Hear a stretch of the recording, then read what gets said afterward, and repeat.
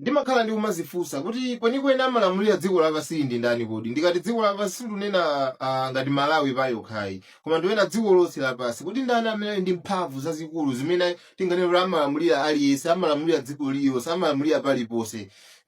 Ndikamaganiza ndimati kapena mwina ndi mapresident a maiko akuluakulu, maiko amene timadziwa kuti ndi amphamvu pa nkhani ya nkhondo, maiko amene ndiochita bwino, mwachitsanzo maiko ngati America ka UK. Ndimazifunsa yonje kuti kapena ndi mapresident a maiko amene ajawa, chifukwa tugayize kuti tidziwe mapresident athu aja ku Malawi kuno for example, mapresident athu aja amakhala amphamvu kwa anthu amba ngati ifeyo ndi anthu ena ndi enawo. Komano choti mudziwe mapresident athu aliponso mapresident a maiko ena kuti amaopa, amapatsa ulemu mmene ndanenera mwachitsanzo mmene lili dziko la America. President wa dziko la America ndota amakhala ndi mphamvu zoti atha kumuuza president wa maiko ngati ang'onoang'ono ngati anowa maiko oti ndosauka komanso opanda mphamvu, atha kuwalamula ndi kuwauza chochita kuti apangane moti mwakuti. Ndiye kuti ndi mapresident a maiko ngati amene ajawa amene ndiwenera Americayo, komabe mufufuza kwa ine ndimaonabe kuti iyayi zionekabe kuti ngakhale mapresident amene ajawa ina Trump, mapresident a maiko ochita bwino zikuoneka kuti even anthu amene ajawa kuliso mabwana awo, aliso ndi anthu awo amene amaopa, amapatsa ulemu. Which means mapresident a maiko amene ajawa nayikhasula kuti iyayi sesa amenenso amalamulira chifukwa anthu awo aliso ndi mabwana awo.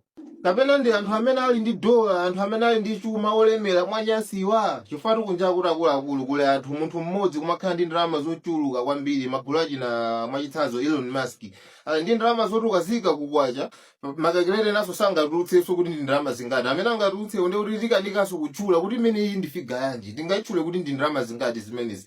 Anthu amene walipo kunja kuti ali ndi ndalama zochuluka chocho. Ndi mazifunsa kuti kapena kuti mapresident akuluakulu akuonekanso nawonso aliso nkupelewera kwawo kuti sali ndi mphamvu zokwanira, kapena anthu achumawa ngati amene wawa. Komano zimapezekanso kuti ku Middle East uku maiko awo ukuliso anthuso achumaso yochuluka kwambiri, kuli mafamily oti ali ndi ndalama ndi 2 matrillion in dollars iso ndipo osaliso mmakwacha. Ndi imenenso ndinechotsapo kuti ayi awawaso anthu achumawaso ndachotsepo kaye ali ndi mphamvu chabwino, komabe mphamvu zawonso zikuoneka kuti zikucheperabe ndithu.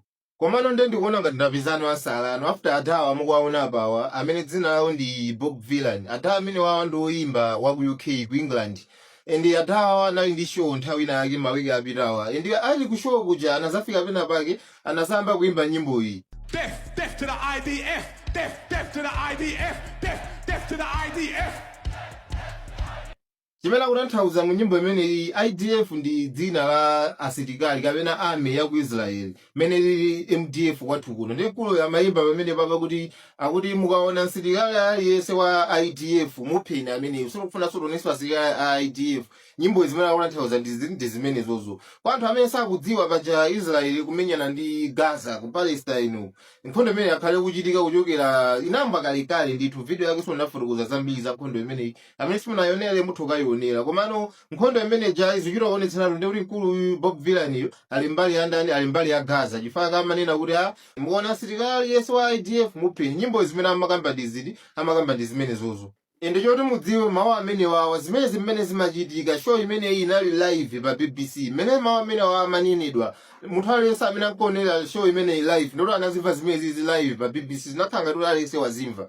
Koma atangonena zimene zitangochitika sipanathe 24 hours moyo wake unasinthiratu basi. Moyo wake unasinthiratu kupezeka zoti kampani imene inamusayina ngati imene inamusayina ngati oyimba nthawi imweyo inamubudula visa yake, passport yake inalandidwa basi. Anali ndi passport ya ku US kuti amafuna kupita ku US, inalandidwa passport je ndatha ntchito basi. Analinso ndi mashow 126 anali ndi tour amene akapange mashow ku USA. Ku America komweko koma anayikasulaso show yonseyo basi. Zonsezi zinachitika 24 hours atangoyankhula mawaja mwamvaja. Ndikudziwa kuti anthu ndi maganizo osiyanasiyana pa nkhani ya nkhondo ya Palestine ndi Israel. Basi forces zosiyanasiyana zimene nazozo. Ena mwina muli mbali ya Israel, ena muli mbali ya Palestine. Komanso ne sindunena zoti mugwirizanenso ndi zimene akunena uyuzo. Ponti yanga si imeneyo. Aliyense atukhala mbali imene akusabotani. Koma lero chimene ndikufuna kunena apa ndi chakuti artist uyuyu ndamutchulayi Bob Dylan amene zinthu zamuonekerayo. Ndi artist oti ndi ma-celebrity aja oti amakonda kuyankhulapo akamaona kuti mwina anthu ena akakuponderezedwa kaya boma lopondereza anthu ena ake ndi ma-celebrity aja amadziwa kuti amakonda kuyankhulapo aja. Ndi kula amene sizoti akakandikoyamba kuyankhula mmene ili Israeli wakhala kuyankhulapo zinthu ngati zimene zizi m'mbuyomu. Mwachitsanzo anayankhulako mawu amene mukuwaona apawa ndingoabwereza muchichewa. For example yoyamba yakunena kuti Queen aphedwe komanso dziko lonse liyatsidwe mmene Queen mmene tikamudziwira mphamvu zake zija koma iye anayankhulako zimene zizi kuyankhula kuti Queen olataphedwa alibe nazo ntchito komanso chidziko cholo chitayaka chonsechi anayitanso kuyankhulanso yekha sentence yachiwiri akuti ifeyo timasangalala anthu akutundako akamagwiya zimene ifeyo zimatisangalatsa ndi zimene timapanga ifeyo kuti zikhala bobo anayankhulaponso kuti takamufukuleni uja anamwalira uja president anamwalira uja tibe naye ntchito lomukamfukule tizingomuona ali mbayambanda paliponse anayankhulaponso kuti ine mbendera ya dziko lino mbendera ya UK ine kwa ine ndi ngati chinsalu ngati tishu pamene timangochiuza ndikamaliza kuzithandiza ku toilet wankhala kuyankhula zinthu zopoyira zambirimbiri koma choti mudziwe after kuyankhula zonsezi palibe chinthu chimodzi chimene chinamuchitikirako wakhala akunyoza ndithu kunyoza mbendera ya dziko lake imene ili UK kunena kuti atiyeli ngati tishu yongosetera wakhala kunena kuti atha kuotcha ujeni kuotcha even chicrown chisoti chija amavala afumu chija king akwawo kuja koma ngakhale anthu amene wati kuti amandira rule mwaukulu iye wakhala kuyankhula zinthu zonyoza kuti olataphedwa alibe nazo ntchito olatatsidwa koma ndikuti palibe tsiku limodzi limene chilichonse chinasinthako pa moyo wako imene chinachitikako ende zimene tanenapa zinthu zochepa chabe ndikuti mkulu yankhulako zinthu zambirimbiri zonyoza boma kunyoza akuluakulu a boma zoopsaso kwambiri kuposanso zimene ndakuonetsanizi koma palibe tsiku limodzi limene anamuchitsako ntchito chifukwa cha zimenezo suti samaziona wamangozitaya paliponse basi koma wangonyozano Israeli wangonyozano IDF mpalero tunena kuti chani zinthu zakeno zayipa basi pachizungu pali mawu amanena kuti to find out who rules over you, simply find out whom you are not allowed to criticize. Muchichawa chofewa bo, akuti ngati mufuna kudziwa munthu amene akukulamulirani, munthu amene ali wamphamvu, tafufuzani inuyo kuti ndi ndani amene samaloledwa kuti mumunene mumunyoze mwachisawawa. Mutha kumati mwina ndi iyeyu basi wangochitika tsoka mwina anaonjeza moti mwakuti koma guys izi zinthu zimene zimachitika kwa aliyense amene anganyoze IDF asilikali aku Israeli zimachitika zimene zimbuyo muzakhazi kuchitika zinthu ngati zimene sizoyamba ndi iyeyu ndiso chinthu chinaso yoti mudziwe ndi yoti even pa Facebook pa tingoti pa internet pa social media zinthu zitha kukuvuta iweyo chifukwa mwina zimene wakambazo sizigwizana ndi zimene Israeli afuna kuti anthu adziwe ka kupanga criticize kunyoza Israeli through Facebook post mwachitsanzo ndizotheka iweyo lomwe wachito osawupeza chifukwa unanyoza Israeli zotheka zinthu ngati zimenezo anthu amene wadamphamvu aliyense amene akumunyoza amatha kuthana naye mmene akufunira dziko lililonse mumadziwa ku America kuli bungwe lina lake limene machidule limangotchedwa kuti AIPAC bungwe limene lila kuti limaspenda ndalama zopitirira 100 million US dollars pa nthawi yachisankho ku America kuti MP aliyense amene akufuna akuyimira ndiyeyo amadana ndi Israeli amapanga zotheka kuti asatani asawine ndikuti iwe ngati uli MP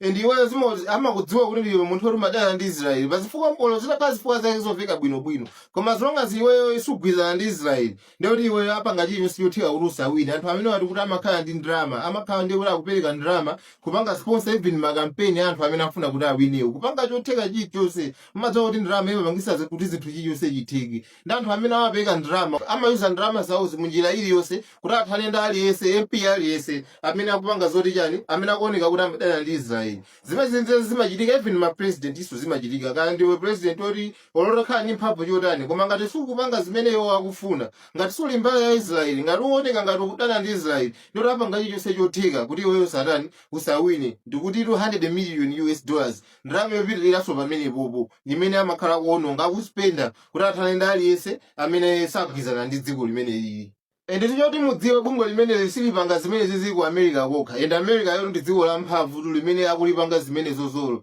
ndiye what more wina kuno timeko ngati zinoti sizingavuti ndiye choti mudziwe ndi choti bungwe limene limapanga zimene zimakhala kusponsor anthu amene akuafunawo m'mayiko siyanasiyana tingoti pa dziko lonse lapansi anthu amene ali ndi ndrama ali ndi mphamvu zoti ameka ndrama zawo mu ma elections muzisankho kuti asankhidwe ndi anthu amene akutani akuafunawo ndiye ngati adindo athu akudalira anthu awa kuti zinthu zawo ziyende bwino zungonetseratu kuti anthu awa ndi mabwana osati adindo athu osati azitsogolera athu chifukwa zitsogoleriwo zingati chilichonse chimene amanena ngati chitsutsana ndi awa akumapatsa ndramawo ndiye kuti chinthu choyo sichitani sichigwira kaya zinthu zomalala kuzifuna koma ngati mabwana awo akuti sakuzifuna ndiye zinthu sizitani sizigwira basi zomwe zungonetseratu kuti anthu asuzoti ndi amphamvu mmene timaganizira amweyayi mphamvu zawo zimachepa zikapita kwa anthu amenewo amene afuna asafune avere zimene akufuna anthu amenewo ndikuti mutha kunyoza maiko amphamvu amene liyusa kaya ndi UK mutha kunyoza mmene mungathere palibe chimene chitachitike koma tangoyesani kunyoza no Israeli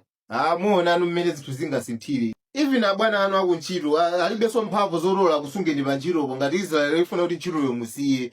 Anthu amene ali mphamvu bungwe latchula lalipakili chagazi la mphamvu kwambiri. Anthu amene achali ndi ndrama ndi amene akulamulira dzikoli mmadziwa zoti kodi pamwamba pa makampani akuluakulu kampani iliyonse imene ili kandi Coca-Cola kandi kampani yopanga zimabisiketi pamwamba pa kampani iliyonse pa dziko pano pali mtsogoleri wakeyo amakhalanso munthu wake watunduti waku Israeliko amene amatchedwa kuti majuzi. Anthu amene ndi amene akulamulira dzikoli guys. Anthu amene ndi amene akupanga malamulo a dziko lonse lapansi. Thanks for watching Malawi.